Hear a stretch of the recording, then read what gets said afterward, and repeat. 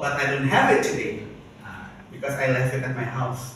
So you can call my name Mr. Doraemon, Mr. Dennis. My full name is actually Dennis Andreas. You can also call my name as Mr. Andreas, but I prefer if you call me Doraemon or Dennis. But I don't mind if you call me Andreas.